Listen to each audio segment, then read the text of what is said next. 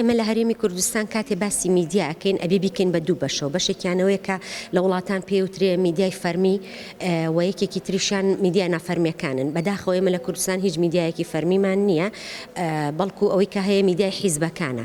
لەناو میدیای حیزبەکانیشا ئەوە ئەبێتەوە بە دوو باڵ، یەکێکیان ئەوەیە کە بە ئاشکرا ئەزانین مەسەرەن فڵان کەناڵ سەر بە چه حیزبێکی سیاسیە، بەڵام لە پاڵ ئەوەشا بە هەزارەها سایتیان دروست کردووە کە لە بودجەی گشتی پارە وەرئەگرن. ئەم سایتانە سایتی ساختن، بێدایک و باوکن، کەس نازانێ لەکوێوەیەن. بۆیە هەموو ئەم سایتانە و بە میدیای فەرمی و نافەرمیەوە ئەوەی کە پێی ئەوترێ ئاکاری پیشەیی، بەداخەوە شتێک نییە بە ناوی ئاکاری پیشیەوەیەوە لە ناو میدیای کوردیە، واتە هیچ کەسێ لێ پرسراو نییە بەرامبەر ئەوەی کە بڵاوی کاتەوە. زۆر جار بینیومانە کەسێک محاسەبە کرێک لەوەی لە فەیسبووکی شخصی خۆیەوە شتێک ئەنووسێ، یەکسەر لەلایەن باڵێندام و دەستگا ئەمنیەکانەوە بە دوواداچوونی بۆ کرێ یا ئەگیرێ، هەروەکوی لە کەسی زیندانیانی بادینانە ئەیبینین. بەڵام بە هەزارەها هەواڵی ناڕاست، هەزارەها چاواشەکاری بڵاوە کرێتەوە، هەزارەها هاندان بۆ سوکایەتی بە ئینسانەکانی ئەم وڵاتە ئەکرێ، هیچ دام و دەستگایەکی حکومی لێ پیچینەوەیان لێ ناکە. بۆ نمونە لە کەیسی ئەم دوایانەی کە لە کوشتنی ژنانە بینیمان کە چۆن زۆرینەی میدیاکان، ئەگەر نەڵێم لە 95 توانم بڵێم لە 85 ڕسمی ماریا کە دایان ناو بەجگەرەیەکەوە دایان ناو. بۆچی؟ بۆ ئەوەی هانی خەڵک بن زیاتر مەسەرەن دەستخۆشی لە بکوژەکەی بکە، هانی گەنجان بن بۆ توندوتیژی زیاتر. هەروەها لە مەسلەی هەموو کەیسەکانی تر کە ئەبینین جاری وایە ئەم میدیایانە سەر ڕای ئەوەی هیچ با بڵێن پێگەیەکی فەرمیشیان نییە، سیرەکە لە جاتی دادوەر و با بڵێن دادگاکان کاریژەکەن. هەر ئەم شەو ڤیدیۆیەک بڵاو بۆتەوە یەکێ لە بکوژەکانیان هێناوەتە سەر میدیا، ئەوان قسەی لێ وەرەگرن. کەواتە ئەم میدیایانە شوێنی هەموو شتێکیان گرتووەتەوە، شوێنی دادگایان گرتووەتەوە، شوێنی دام و دەزمانەکانیان گرتووەتەوە. زۆر نالێ پرسراوانە مامەڵە ئەکەن ئەوەی کە داواکاری ئەبێ خەڵک بێ لە ئێستاە کە چۆن سنوورێ بۆ ئەمە دابنرێ.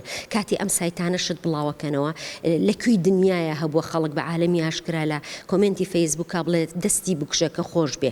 ئەی باشە ئەم کۆمنتانە نابێ فیلتەر کرێن، نابێ ئاگدار بکرێن و نازاننەما بۆ گەنجەکانمان خەتەرە بڵاوکردنەوەی با بڵێن کەڵکەڵەی توندوتیژی زیاد ئەکا لە کۆمەڵگای کوردیە. بۆیە میدیای کوردی بە دەرەجەی ئیمتیاز هەرچی ئەخلاقی میهەنی بڵێتیانە لە ڕاستیە.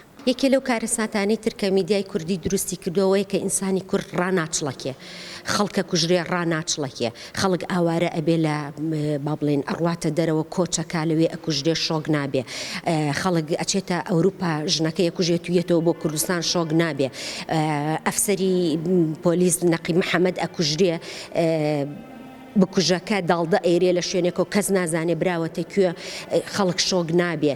نەبوونی شۆک لە کۆمەڵگای کوردیا یەکێکە لە مەرگەساتە گەورەکان.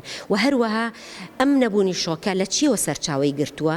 لەوێوە کە خەڵک نازانێت چی ڕاستە و چی هەڵەیە، کام خەبەرە ڕاستە، کام خەبەرە هەڵەیە، و کام خەبەرە ئەتوانی متمانەی پێ بکەی. لەبەروی ئێمە بڵێن میدیایەکمان نییە کە پشت پێبەسترا و متمانە پێکراو بێت. لەبەر ئەوە ئێستا ئیتر کاتی ئەوەیە کە خەڵک هۆشیار بێتەوە بەرامبەر ئەوەی خۆیان بپارێزن لە کۆمنتی نەشیا و خۆیان بپارێزن لەبەروی ئەو وەکوتمان لەبەروی ئاکاریان نییە ئەو میدیایانە، تەنها بە دوای لایک و کۆمنتەوەن. زۆرترین لایک و کۆمنتیان بۆ بێ کێشەیان نییە. من هەر خۆم لە پێرەوە هەزارەها کۆمنتم ریپۆرت کردو بۆ فەیسبووک کە ئەمە هاندانی خەڵکە بۆ بکوشتن. لەبەرەوە هەندێک لەو کۆمنتانە ئێمە ئەتوانین لە کۆمەلگای کوردیا وەکو تاکەکان ئەتوانین کۆمەڵێک کار بکەین.